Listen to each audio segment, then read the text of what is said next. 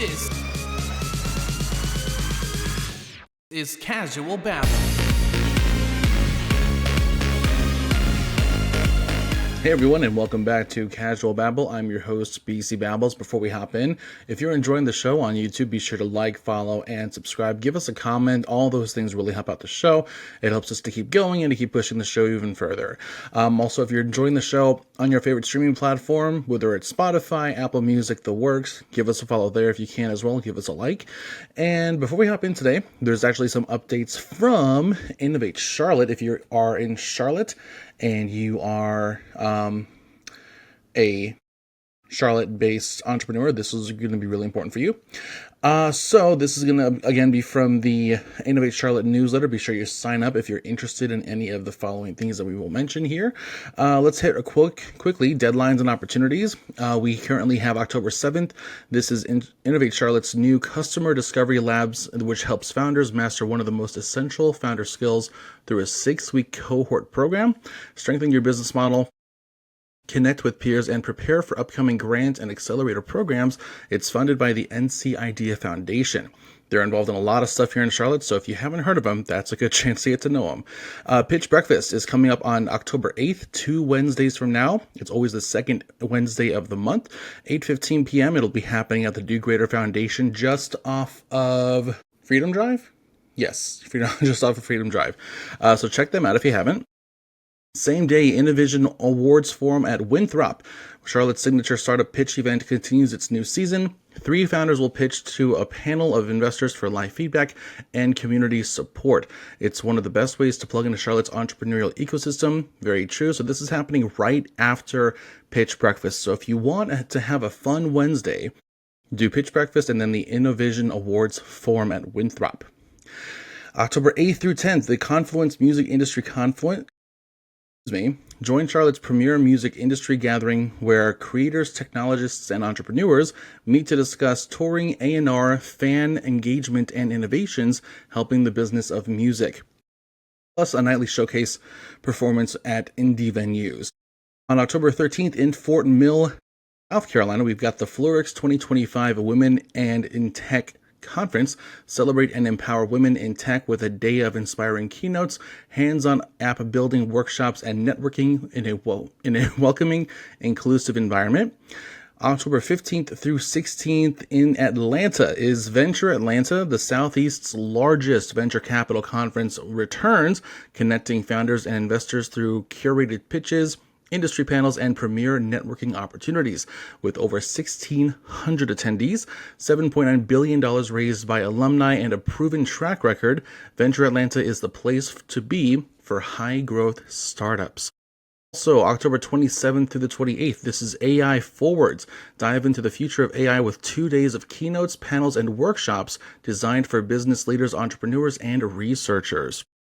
Moving into next 2 months from now, November 5th, Smart Business Dealmakers Conference. This full-day event dives deep into M&A, deal flow, and growth strategies. Join entrepreneurs, investors, and advisors for panels, fireside chats, and networking across Charlotte's deal-making community.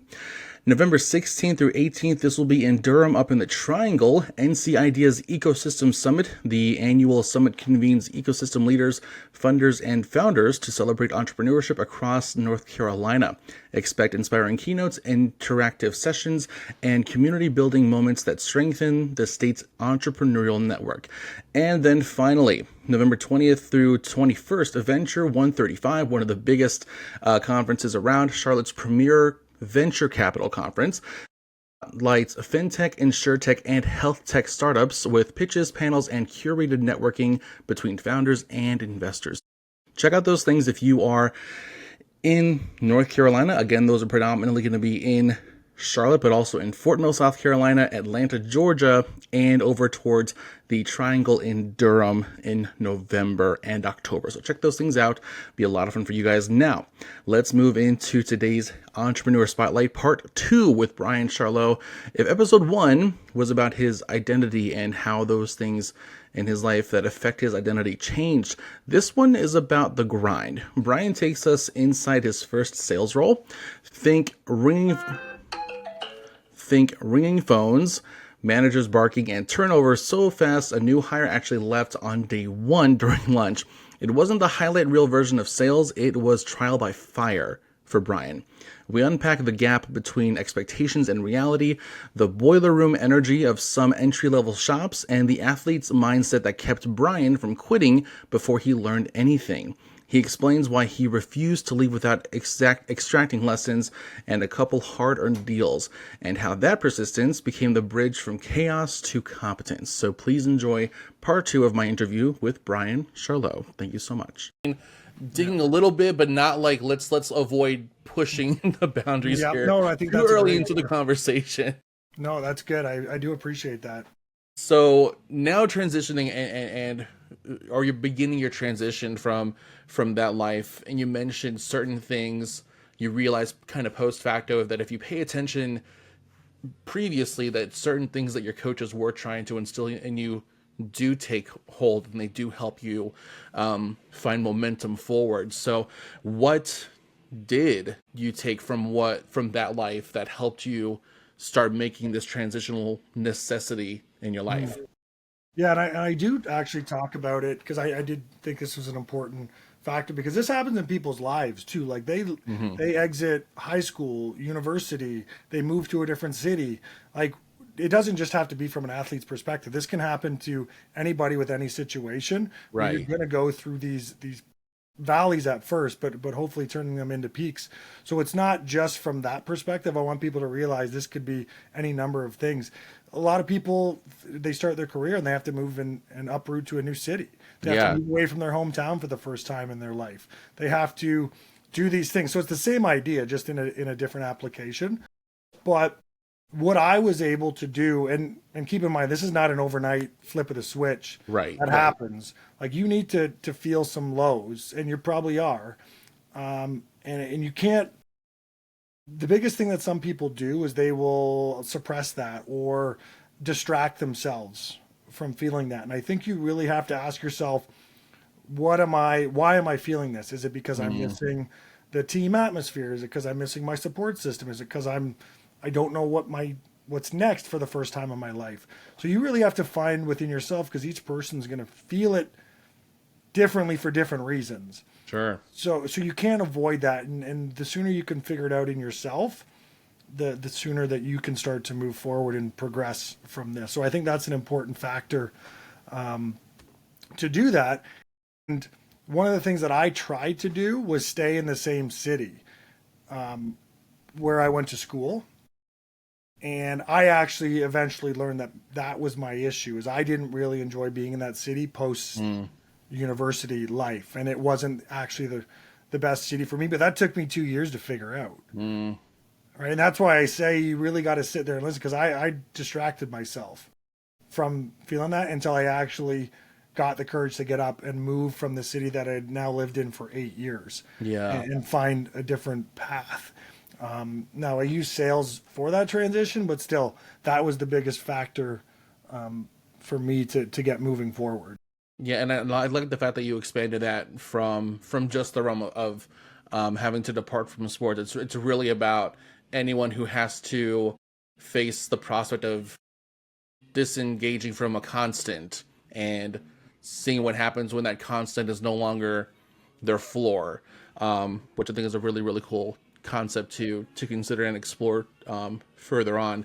But was there any contemplation of other career paths that you had before you found sales? Was there anything else that you may have alternatively fell upon if not for sales? Well, I had originally been looking to go to school actually for marketing and sports marketing in that kind of realm. I wanted to stay in the field of sports, having that is such a big part of my life for so long. I thought that was kind of like a happy medium between kind of letting go, but also staying close to it. And when I got into sales, it was actually with a sports event company. So that's kind of where it was like I was looking for something different, but this came up and I thought, well, hey, this is a pretty close parallel.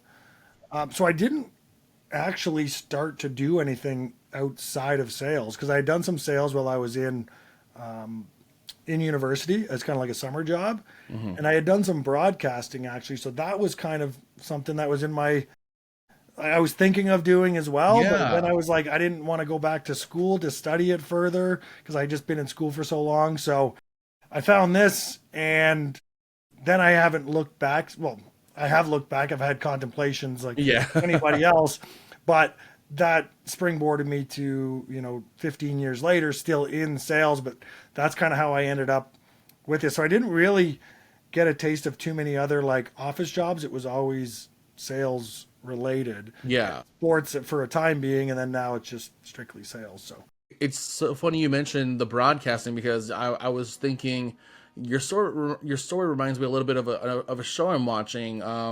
It's on Netflix called Sweet Magnolias, and one of the characters who's been baseball all their lives, they have an injury, they're not going to heal in time to rejoin their team, and they have to face a similar transitional period that you're talking about. And watching the show, and me with a broadcasting background, that was my undergrad, over a decade ago now. And I'm time like, flies. why not just pitch him the idea of sports broadcasting? He doesn't have to leave the sport. He just, develops a new relationship with it. So it's really cool that you mentioned that, because I was actually going to ask you if you had contemplated sports broadcasting, because maybe that could have been like an alternate relationship for you to develop with your sport. But where was I? That was one of my Babble tangents. That's why the show's called what it is. Yeah, hey, it's thinking out loud. But okay, so you found sales. So talk a little bit about what going into that was like. I think you mentioned it wasn't super steady at first, but you found some mentorship that really helped you out. Is that correct? Yeah, it took a little bit of time because again, I had this idea that I'm going to be starting in sales. I'd heard lots. I'd got a taste of it, but really not enough to have a full idea of it. But I had this idea like, you sell, you can make commissions, you can go to these sporting events, all these things. And when I actually arrived on the scene, it was a night and day from what I had expectations of. Sure. Yeah. And so that was a time that I look back on, and I was like, what have I gotten myself into? I woke up every morning like, what the heck? Like, is this sales? Like, I don't know if you've ever seen the movie Boiler Room. It's a crazy sales movie where like phones are ringing, managers are yelling at salespeople. They're like listening on the phone to your conversations and telling you what to say and back and trying to teach you how to get through gatekeeper. Like, it's just a wild world that you almost have to experience to really get a full understanding for. Yeah. That I was in. I was like, this is not what I had in mind at all. And the sales were near impossible to make. People were turning over in my company every 2 weeks. Like, they were coming in and leaving as fast as they could bring them in. I talk about it. There was a girl that sat across from me, and she left at lunch, her first day. She showed Wow. up, saw the chaos that was going on around her, Ooh. and she kind of had like a small conversation with me, like, "Is this what it's all about?" And I'm like, kind of." And then she went for lunch and just didn't come back. Like that. That's the kind of Oh stuff my God. I was dealing with. I was like, this can't be. That Well, can't. That's not a good place to be. Oh my goodness. I but mean, what I'm finding out though is yeah, when yeah, I yeah. look back is like there are a lot of places like this, and they really just bring people in to see who can survive. And then if you can survive long enough, then they're going to put some more resources and things into you. But I've talked to tons of salespeople that have made it 10, 15 years that have a similar story, usually Hmm. not quite the same, but they rhyme kind of thing. And that's what I noticed is that, but what was pushing me, which kind of reverts back to that question you asked right near the beginning, is what type of things could you take from your sports Yeah. that transition is. So I did not want to fail Hmm. at this, right? I felt like I couldn't just quit, right? I had to see this out. I was hired. I said I wanted to try this out, and there was this thing that was driving me that all these people were quitting around me. I was like, if I can figure this out, like how great would that be? Like Be that I've seen, one. right? I've seen, 20 people around me quit. Yeah. I was the only one left from my training team, right? And I was able to actually get a couple of sales because I told myself I can't quit until I get a couple of sales and really kind of see this. I knew I wasn't gonna. This was not gonna be where I stayed. I had made that decision up, but I was like, but I'm not leaving Fair. until Yeah. I take something from this and beat it to some degree. And I was able to do that before I transitioned on. So that like fear of failure or Very like cool. that competitiveness Yeah. kind of helped drive me through that first year of sales that kind of got me over the hump when I look back at that scenario that I got myself into. Yeah.